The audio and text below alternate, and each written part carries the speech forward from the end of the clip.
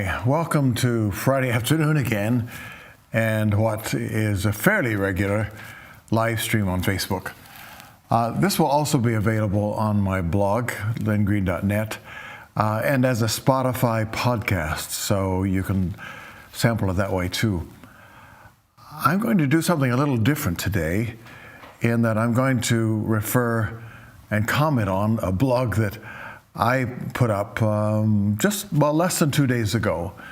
It's a blog that I did after a conversation with Lauren Cunningham, and it stirred a lot of interest. I guess there are over 2,500 views already in a relatively short time.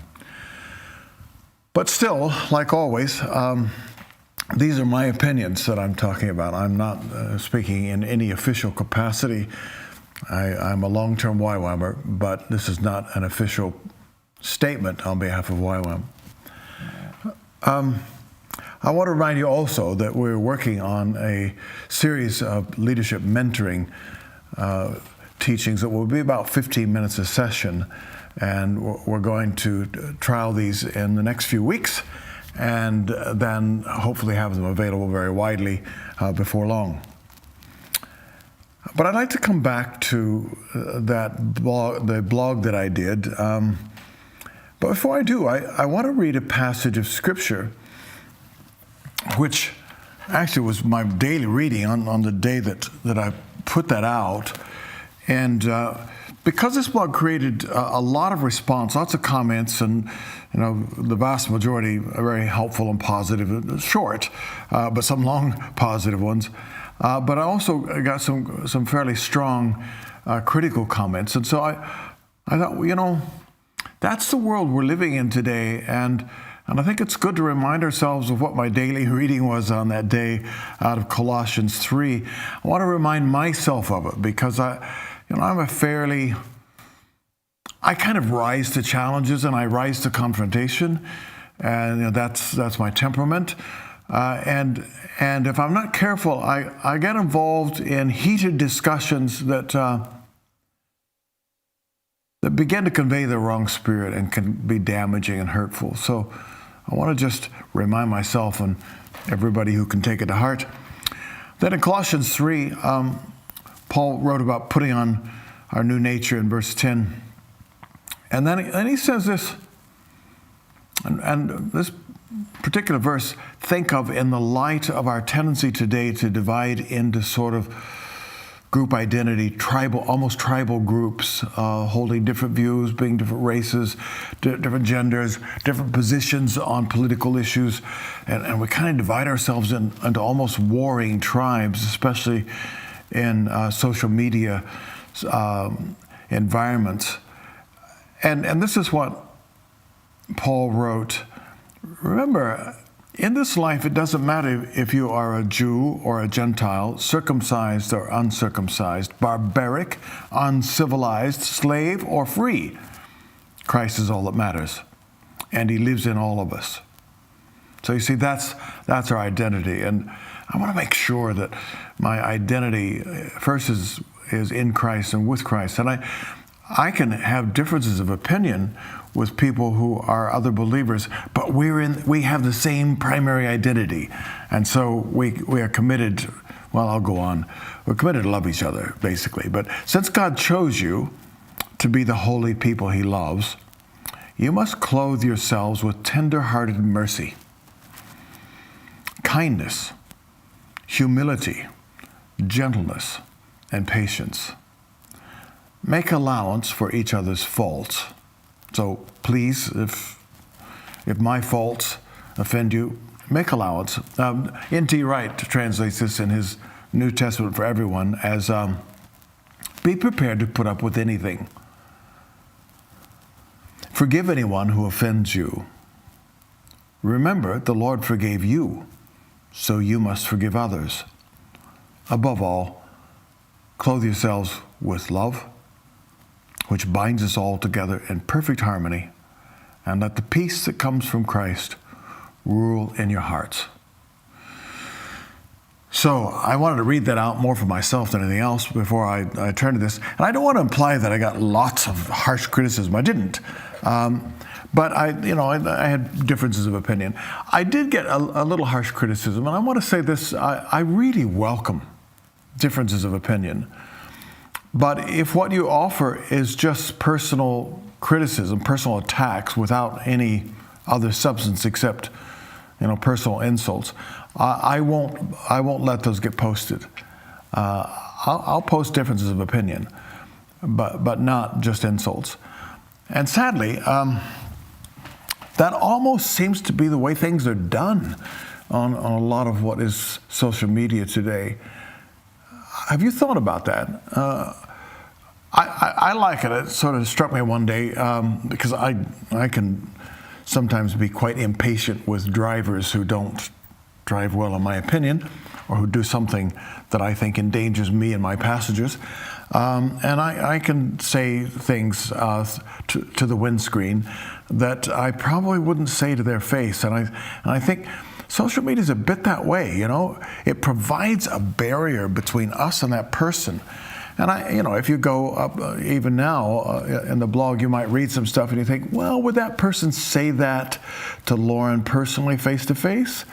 Would they say it to Lynn personally face to face? Or is there a sense in which it's the social media version of road rage, where we say things and do things that we just wouldn't do if there were no barriers between us and them?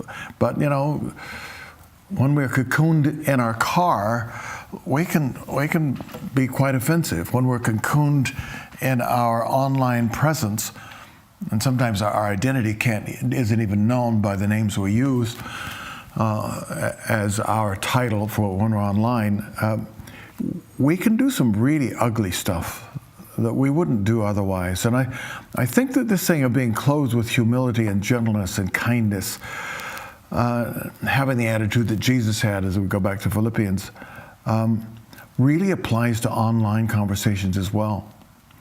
There's a great need today for open debate on really crucial issues.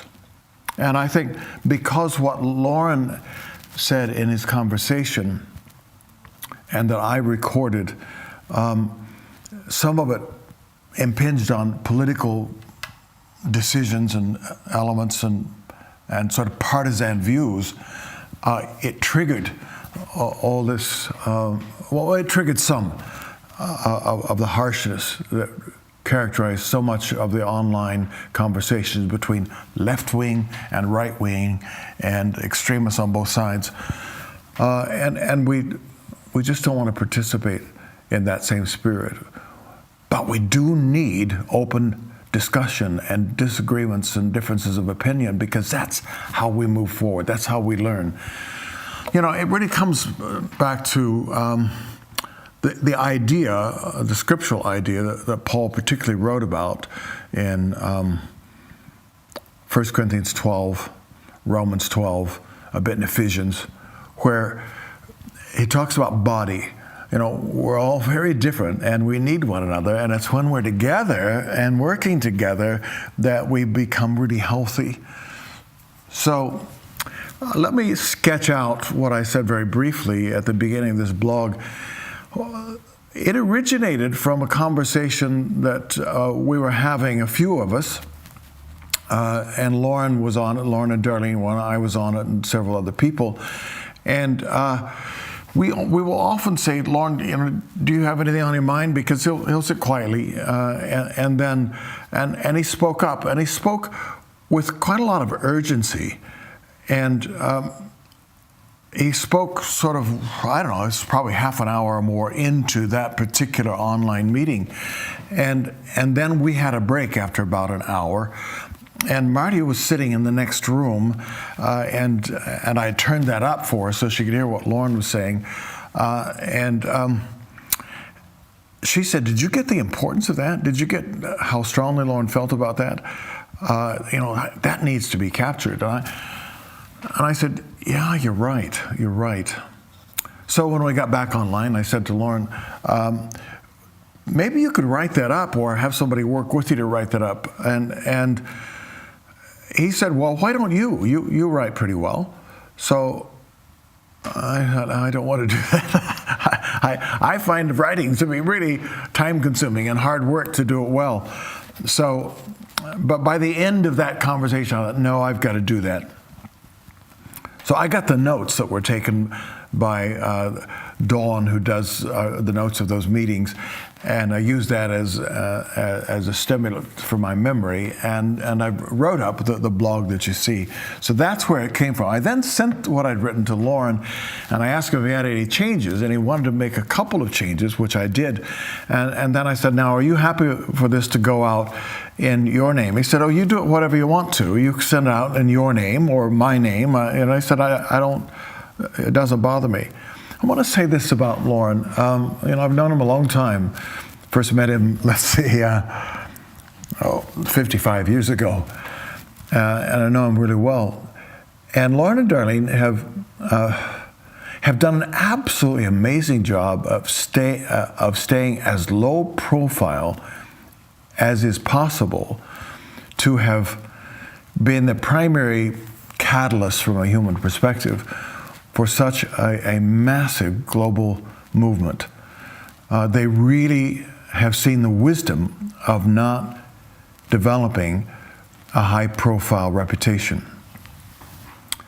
So Lauren's not pushed about that, this has to go out in my name and I want the credit for this. Never. I've never seen any of that in him. And I really admire him for that and respect the humility.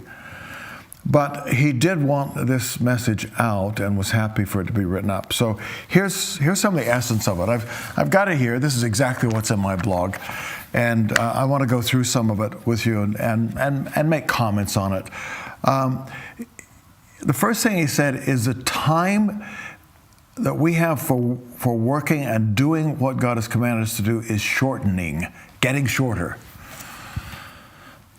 We need more urgency and diligence to obey what God has said. And I would add this, I've noticed with things I've undertaken, but especially when I've watched really big things that Lauren has in his heart to do, like getting the scriptures out to everybody in their mother tongue, he'll declare those things out when they are just impossible, and he doesn't know how it can be done, but he knows that if God is saying something and he states it, and I've learned this too, if I'll state something that God is in, then that's what he wants to do, and he's just waiting for people to line up behind it. And when you line up with what God wants to do, miraculous things take place. And so, when he talks about diligence and urgency, that can give you a feeling of stress and, oh no, more work.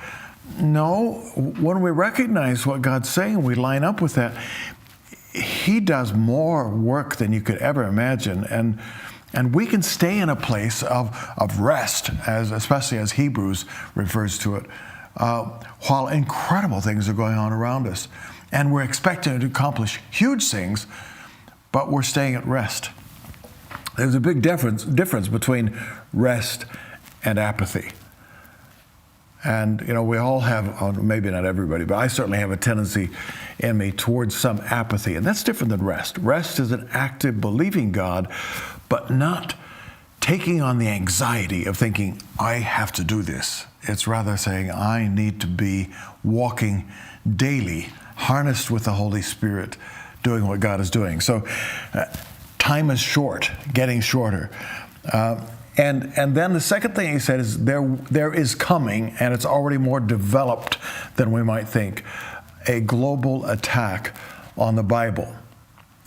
And I added this bit in the blog then about the article or the series of excellent documentary by a well-known sort of academic intellectual presenter and researcher called Melvin Bragg. He's known for his what many people call his highbrow culture and the documentaries that he's done over the decades on the BBC, usually shown on BBC Two. And he did on the 400th anniversary of the publishing of the King James Bible, the Authorized Version. He did a wonderful series on the impact of the King James Bible. And in it, he said, the legacy of the King James Bible was, in fact, that it had the greatest impact on everything from English language and literature to Western democracy. I reflected back on that. That was only 9 years ago, and I'm pretty sure that nobody would scream that today. There's been such a rapid shift in our culture. You see, there's a really big difference between a biblical belief and a belief that just good human intentions and development in intellect and so on has developed our world. Because if it's primarily human intentions and intelligence and developments, then everything is evolving, developing, and getting better. And our morals, our values, our ethics, which is the outworking of our morals, are all evolving. And the thing is, once you believe that, actually it empowers a few people to shape and to drive the evolution of morals and ethics. And that has happened in these last couple of decades at a faster rate, I think, than ever before, because a few people developed certain philosophies that then became entrenched in some of our most influential universities, which then trained our most academically, scholastically capable people who end up in places of media, government, more people in academia, and they've saturated those most influential of our spheres of society. And so we have an evolving of moral values where, for example, as I was growing up, there were only male and female. Nobody thought anything else. But now, people who say there's only male and female and you can't change, are guilty, in the eyes of many, of hate speech and certainly suffer a lot of abuse. And sometimes they're prosecuted, I don't think successfully yet, but certainly have lost jobs over it. There's another article in our papers today of quite an important academic losing their job because they were saying what various ones have said about male and female are quite clear biologically, and you can't change that. Anyway, that's a view. And it was a view which was right up until not many years ago, and now it's wrong. And if you believe that these morals and values change and ethics change, then where are they going? We don't know. It's a very dangerous experiment we've set out upon. But I'm getting sidetracked. What Lauren was saying is that with the Bible under attack, therefore our beliefs are under attack. We're losing the soil, which is biblical beliefs, from which our cultures, our Western cultures, have grown. And therefore our culture is under attack, certainly as it's evolving really quickly. And our history is under attack. So part of the way that a society or a culture or a civilization can be overthrown is to change the narrative, which is a patriotic narrative usually. You know, anything that becomes strong becomes so because it is, people are patriotic about it. They are committed to it. They are proud of it. And if you're going to change that, you first of all have to convince people that it's nothing to be proud of. And so those who are patriotic and committed to, say, the history of the USA or of England or of other parts of the Western world or Western civilization in general, they have had a twisted narrative that focuses almost entirely on the good. And now it's being shifted where the narrative focuses almost entirely on the bad. And a healthy society tells the whole story, but it's hard to do because we tend to polarize. because we are firstly emotional beings. Our emotions lead the way so much more often for most of us than just our thinking. But that's what he was trying to say, and I think the reconciliation walk that I was involved with 25 years ago, 20 to 25 years ago, it lasted over a 5-year period. Reconciliation walk was a story that was told very positively from Western historians for generations. And then along came a few scholars, and I'm very grateful for them, who did some digging and told both sides of the story. And as a result of that, we could do the reconciliation walk and apologize for misrepresenting Jesus through turning the cross into a banner for military action, and to consider that killing infidels was evangelism. And we could apologize for that, and did so to hundreds of thousands of people face to face, all the way from Cologne, Germany to Jerusalem over a 3.5, 4-year period.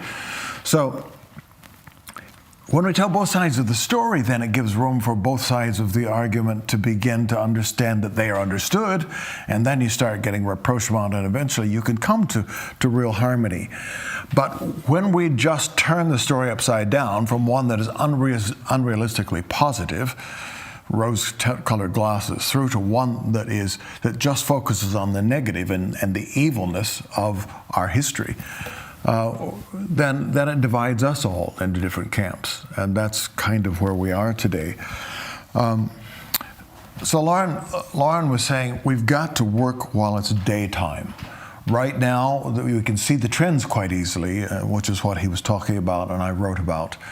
But we haven't seen the full effect of them. We haven't seen a lot of the effects of them yet. We've seen some, enough to make us really concerned, but not enough to close the doors on us.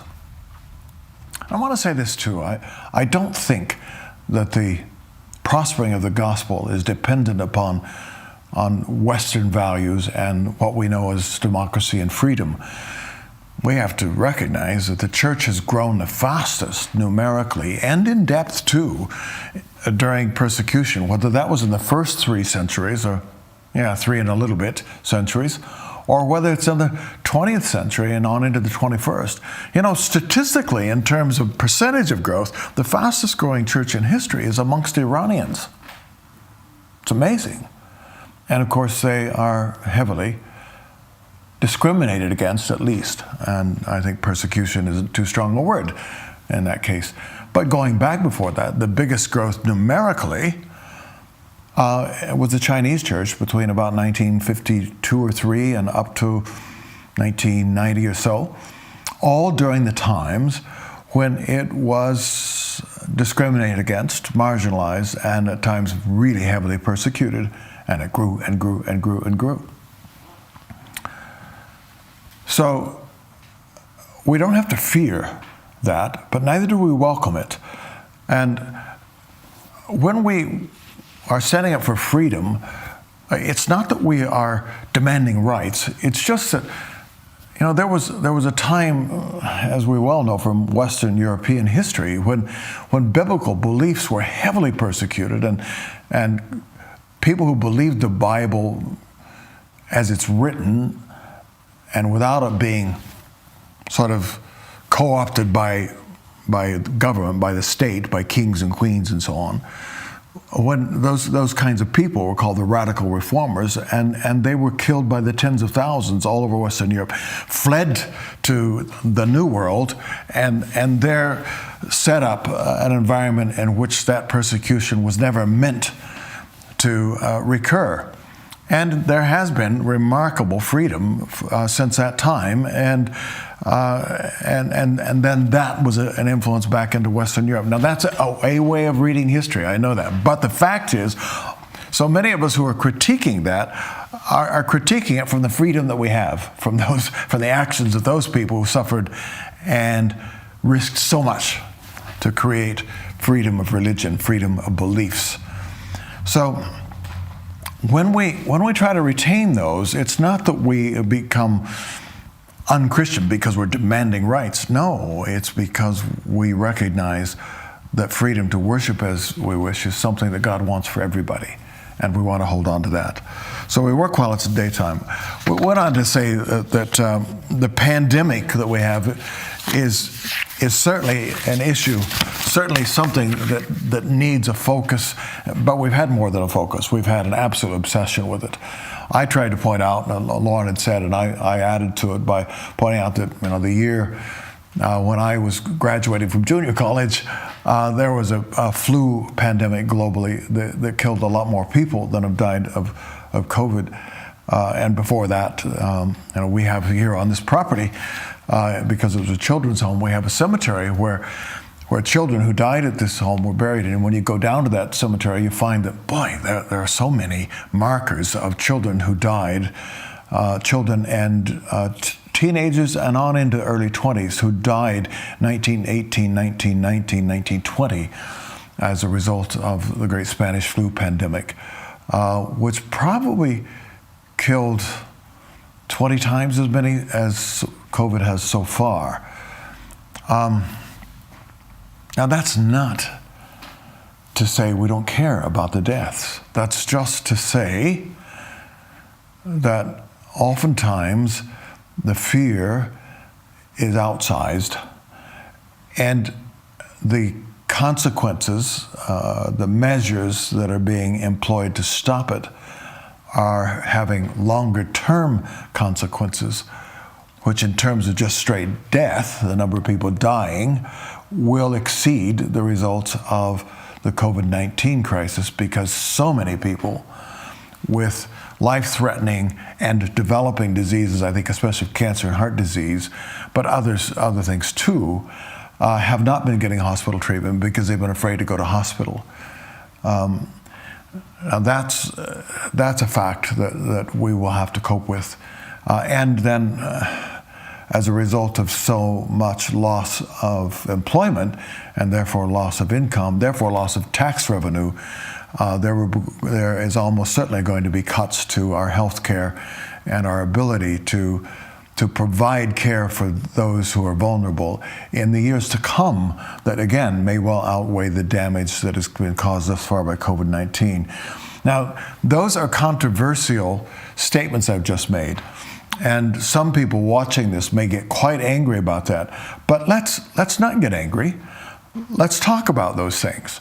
Let's look at those and their arguments for why the pandemic has to be shut down the way it is, and why it's so dangerous, and look at those experts, people of equally significant qualifications and background and CVs who are saying, no, that's not the case. We shouldn't be doing it this way.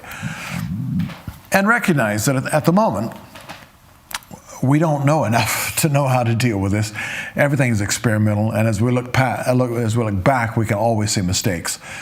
But let's carry on the argument without getting angry at one another, without judging each other and assuming that the person who has a different view of the facts or has a different set of facts that may well be very valid, that they deserve a hearing. I think I've said this before in some of these live streams, but I think the most difficult of all of the commandments must be judge not.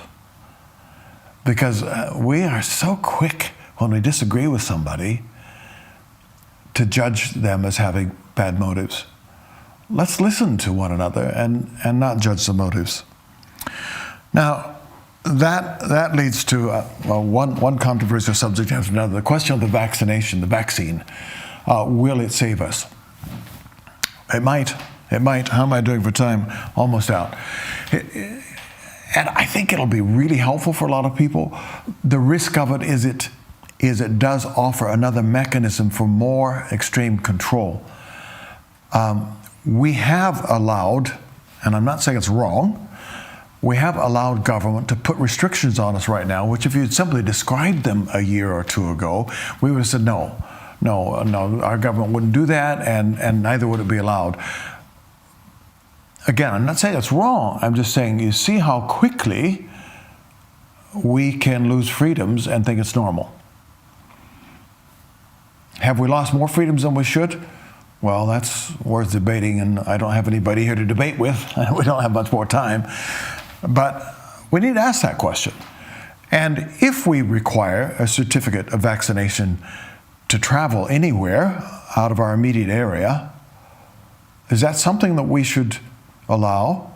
And with so much money at stake, I mean billions and billions, tens of billions at stake now and in the years to come, if everybody in the world is going to be vaccinated, which is being widely talked about.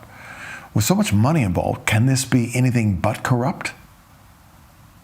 If there is corruption, where is it? Are we being told the truth? Are we, So all these things, let's not label each other with the labels that mean I don't have to listen to this person.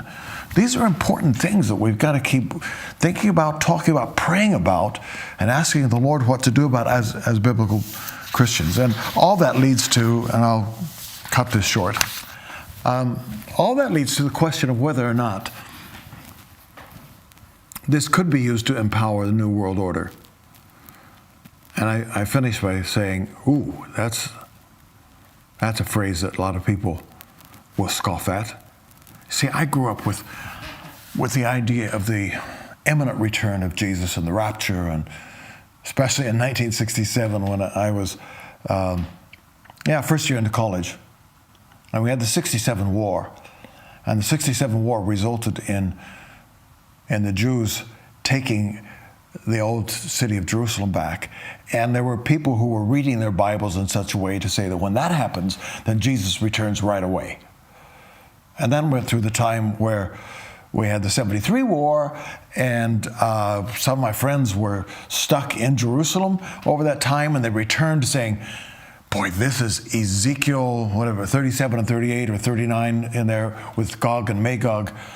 And that was the first phase of it, and the second phase is coming, and that is the end of time. None of those things happened. And I had a background of reading books and hearing messages in churches that were even more outlandish than that. Didn't seem outlandish at the time, though. So I have become somewhat immune to any kind of New World Order or end of times talk. But I have to say, there have never been so many potential tools of control lining up to present us with an Orwellian world, 1984, the book. We've never seen so much lining up to make it possible as we have now. And I cannot say, okay, this is the beginning of the end.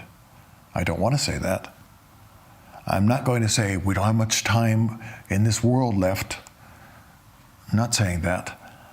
The time to work freely, especially with biblical Christian truth, is short. That doesn't mean that history is now going to be shortened. I just don't know.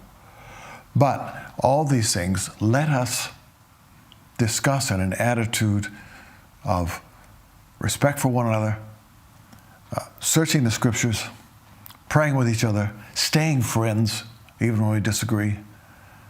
And let's avoid the pandemic of hatred and fear, personal attack, insult that so often is a characteristic of the online world. I want to stay online, but boy, there are days when you want to get off. But let's see if we can transform that part of the world too. So there we are, a little bit over time, but I hope that this has been helpful, and I look forward to your comments. I look forward to those who would like to disagree. My blog is open for that, and if you do that politely, you'll get a hearing. If there's personal attacks in it, well, chances are I won't post it. Thank you very much.